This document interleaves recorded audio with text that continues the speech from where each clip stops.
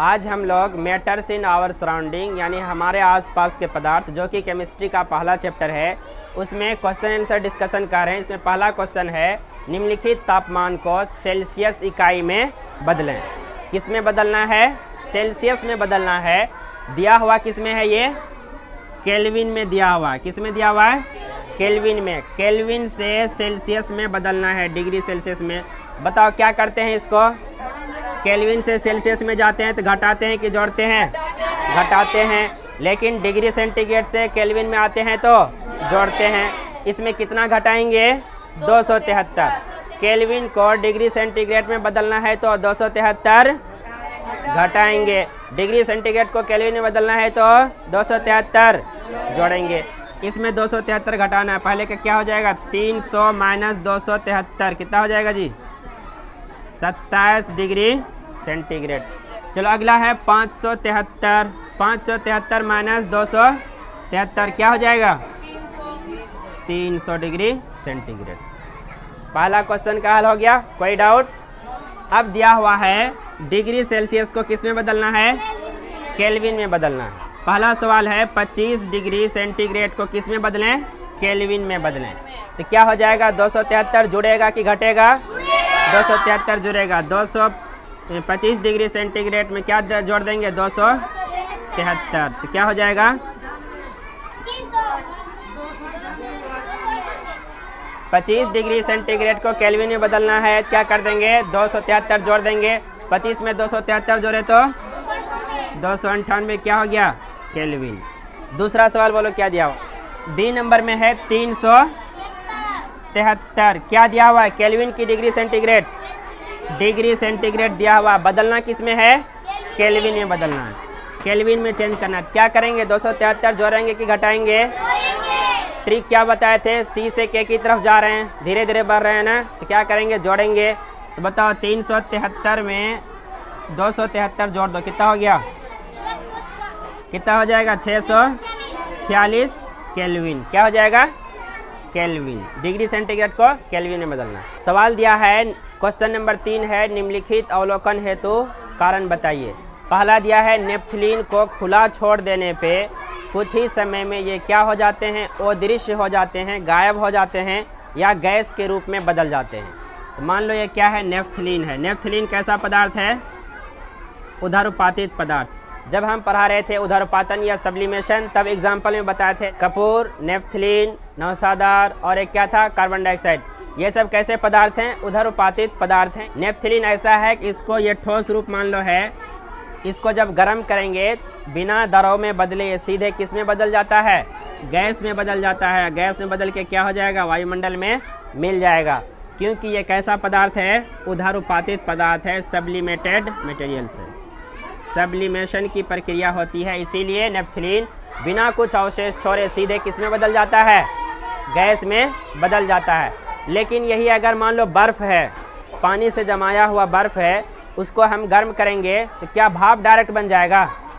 पहले बर्फ़ क्या होगा? पिघलेगा, पिघल के पानी बनेगा, फिर पानी को बहुत गर्म करेंगे या बहुत तेज़ धूप में छोड़ेंगे, तब धीरे धीरे वो गैस बनेगा। लेकिन नेफ्थलीन ठोस रूप में क्या है? ठोस नेफ्थलीन को रखे, थोड़ी देर के बाद गायब हो गया, पूरा गायब, न द्रव बना, डायरेक्ट गैस के रूप में चेंज हो गया। इसका मतलब कैसा मटेरियल है? सब्लिमेटेड मटेरियल्स हैं, यानी कि इसमें सब्लिमेशन की प्रक्रिया होती है या उदरपातन की प्रक्रिया होती है, इसीलिए ये डायरेक्ट ठोस से क्या बन गए? ठोस से गैस बन गए। ठीक है। क्वेश्चन नंबर 3 का दूसरा क्वेश्चन है कि हमें इत्र का गंध बहुत दूर से ही क्यों पता चल जाता है? यहाँ इत्र का ढक्कन खोले, पूरा रूम क्या होता है? खुशबू फैल जाती है। ऐसा क्यों? ऐसा इसलिए होता है क्योंकि उसमें क्या होता है? इत्र के जो पार्टिकल हैं, इत्र के जो कण हैं, बहुत छोटे छोटे पार्टिकल होते हैं जो कि हवा के पार्टिकल के साथ मिलकर इधर उधर गति करने लगते हैं। कहने का मतलब विसरण की प्रक्रिया तेज़ी से होने लगती है। विसरण की प्रक्रिया होने की वजह से ही इत्र की गंध पूरे रूम में क्या हो जाती है? फैल जाती है। सवाल नंबर 4 कह रहा है अभ्यास का कि निम्नलिखित पदार्थों को उनके बढ़ते हुए आकर्षण बल के रूप में क्या कीजिए? व्यवस्थित कीजिए। आकर्षण मतलब एट्रैक्शन फोर्स। जब हम लोग पढ़ रहे थे बताए थे ना, पदार्थ के कणों के बीच कौन सा फोर्स होता है? इंटरमोलिकुलर एट्रैक्शन फोर्स होता है। अब यहाँ पे दिया हुआ है जल, चीनी और ऑक्सीजन। जल, चीनी और ऑक्सीजन। कह रहा है कि इन तीनों को एट्रैक्शन फोर्स के बढ़ते हुए क्रम में सजाइए। बताओ सबसे ज़्यादा एट्रैक्शन फोर्स किसका होगा? चीनी का जो कण होता है वो ज़्यादा ठोस है कि पानी ज़्यादा ठोस है? चीनी। इसके कहने का मतलब एट्रैक्शन फोर्स चीनी का मजबूत है ना, तभी तो एक एक कण पूरा मजबूती से पकड़े हुआ है। उसके बाद आता है पानी का नंबर, पानी थोड़ा बहता है। उसके बाद ऑक्सीजन तो पता नहीं है, गैस के रूप में तैर रहा है। एट्रैक्शन फोर्स किसका मजबूत होगा? जो ज़्यादा ठोस होगा एट्रैक्शन फोर्स ज़्यादा मजबूत होगा, जो ज़्यादा ठोस नहीं होगा एट्रैक्शन फोर्स उसका क्या होगा? कमज़ोर होगा। अब क्वेश्चन नंबर 5 कह रहा है निम्नलिखित तापमानों पर जल की भौतिक अवस्था क्या है? तापमान दिया रहा है, जल की भौतिक अवस्था, भौतिक अवस्था। इसमें जल की भौतिक अवस्था पूछ रहा है। तापमान दिया हुआ, पहला तापमान दिया हुआ है 25 डिग्री सेंटीग्रेड, दूसरा दिया हुआ है 0 डिग्री सेंटीग्रेड, तीसरा दिया हुआ है 100 डिग्री सेंटीग्रेड। कह रहा है निम्नलिखित तापमान पर गिवन टेम्परेचर पे वाटर की फिजिकल स्टेट बताइए, भौतिक अवस्था बताइए कि किस टेम्परेचर पे जल किस अवस्था में मौजूद होता है। जल की भौतिक अवस्था बताना है इन 3 टेम्परेचर पे। पहला दिया है 25 डिग्री सेंटीग्रेड। 25 डिग्री सेंटीग्रेड पे पानी का क्या होगा? पानी नॉर्मल लिक्विड स्टेट में रहेंगे, लिक्विड स्टेट में रहेगा। चलो लिक्विड स्टेट में है। दूसरा है 0 डिग्री सेंटीग्रेड। 0 डिग्री सेंटीग्रेड पे क्या हो जाएगा? Solid state. किस स्टेट में? सॉलिड स्टेट, यानी कि बर्फ बन जाएगा 0 डिग्री सेंटीग्रेड पे। तीसरा है 100 डिग्री सेंटीग्रेड। 100 डिग्री सेंटीग्रेड पे पानी क्या होगा? या तो उबलेगा या तो भाप बन के उड़ जाएगा। क्वेश्चन नंबर 6 कह रहा है पुष्टि हेतु कारण दें, पुष्टि हेतु कारण दें। पहला है जल कमरे के ताप पर द्रव है। दूसरा क्या कह रहा है? कमरे के ताप पर ठोस है। लोहे की अलमारी कमरे के ताप पर ठोस है। चलो ध्यान समझना, इसमें कह रहा है पुष्टि हेतु कारण दें। कहने का मतलब कह रहा है कि बताइए, साबित कीजिए कि जल कमरे के ताप पर द्रव है। कैसे?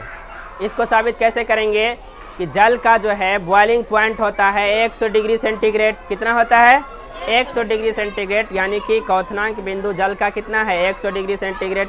जब तक 100 डिग्री सेंटीग्रेड नहीं होगा पानी उबलेगा नहीं, और जब तक 0 डिग्री सेंटीग्रेड होगा पानी जमेगा नहीं। उसके बीच में आ रहा है कमरे के ताप। कमरा का ताप नॉर्मल टेम्परेचर जितना होता है सराउंडिंग का भी, कितना मान लो 25 डिग्री 35 डिग्री, ज़्यादा गर्मी 45 डिग्री, इतने टेम्परेचर पे क्या रहेगा? पानी लिक्विड फॉर्म में रहेगा। लेकिन 0 डिग्री हो जाएगा तो बर्फ़ जम जाएगी, 100 डिग्री हो जाएगा तो भाप बनने लगेगा, उबलने लगेगा। इसीलिए कमरे के ताप पर पानी द्रव में है, क्योंकि कमरे का टेम्परेचर 0 डिग्री से ऊपर होता है, 100 डिग्री से कम होता है। 0 डिग्री से ऊपर 100 डिग्री से कम अगर टेम्परेचर है तो पानी किसी भी दूसरे स्टेट में चेंज नहीं होता है, बल्कि लिक्विड स्टेट में ही मौजूद रहता है। अगला सवाल, लोहे की अलमारी कमरे के ताप पर ठोस है क्यों? अब कहेगा मार्कर अभी ठोस है क्यों? जवाब दो क्या होगा? क्योंकि किसी लोहे की अलमारी कमरे के ताप पर ठोस है क्योंकि कमरे का टेम्परेचर कितना होता है? 25 डिग्री सेंटीग्रेड मान लो। लेकिन लोहे का बिंदु होता है, यानी कि उसकी जो मेल्टिंग पॉइंट होती है बहुत ज़्यादा होती है। यही कारण है कि लोहे क्या होते हैं? कमरे के ताप पर ठोस होते हैं, क्योंकि लोहे का बॉइलिंग पॉइंट नहीं बल्कि कौन सा पॉइंट होगा? Melting point. कौन सा पॉइंट? मेल्टिंग पॉइंट मतलब पिघलन बिंदु। कौन सा बिंदु? क्योंकि लोहे का मेल्टिंग पॉइंट बहुत ज़्यादा होता है कमरे के नॉर्मल टेम्परेचर से, इसीलिए कमरे के ताप पर लोहे क्या होते हैं? ठोस रूप में मौजूद होते हैं। अब क्वेश्चन नंबर 8 अभ्यास में लिखा हुआ है कि डायरेक्ट पूछा है उबलता हुआ जल अथवा भाप में जलने की तीव्रता किसमें अधिक महसूस होती है? कहने का मतलब उबलता हुआ पानी हो और भाप हो, किससे ज़्यादा गर्मी लगेगी? भाप से। भाप से ज़्यादा गर्मी इसीलिए लगेगी क्योंकि जल को उबलने के लिए लेटेंट हीट की ज़रूरत पड़ती है। लेटेंट हीट तो मिल गया, उसके वजह से जल उबलने लगा। लेकिन अब उबल के जब वाष्प में बदलता है तो उस टाइम पे भी उसको हीट की ज़रूरत पड़ती है। तो डबल बार इसे लेटेंट हीट मिल रहा है, एक बार लेटेंट हीट ऑफ वेपोराइजेशन मिल रहा है। लेटेंट हीट ऑफ वेपोराइजेशन ज़्यादा होने की वजह से ही भाप का गर्मी क्या होता है? ज़्यादा होता है एज़ कम्पेयर टू उबलता हुआ पानी। ध्यान से समझना, बहुत अच्छा सवाल है।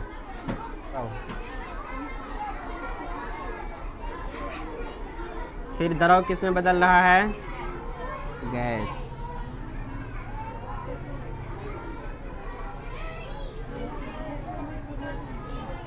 ठोस, द्रव और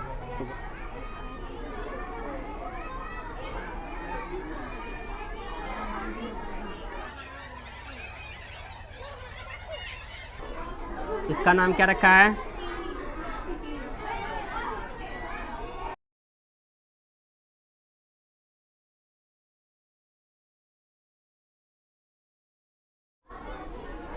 ये क्या है? ये क्या है? ये क्या है?